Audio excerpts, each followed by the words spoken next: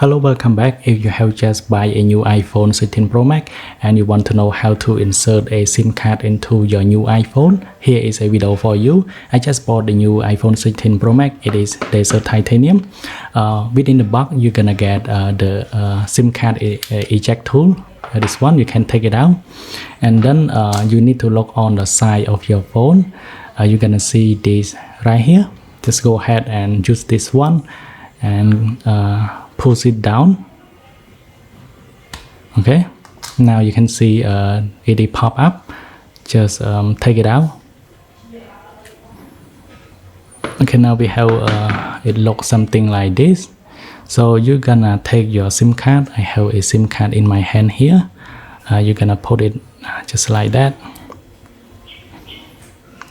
You need to make sure that it fit well in the SIM card tray, and then all you have to do is just put back into your phone. So make sure this fits something like that, and then you're gonna push it down. Okay, and wait for the activation.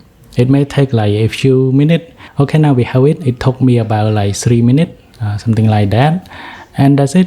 I hope you like this video. Make sure to subscribe to get more tip and trick on your iPhone. Then I will see you guys in the next one.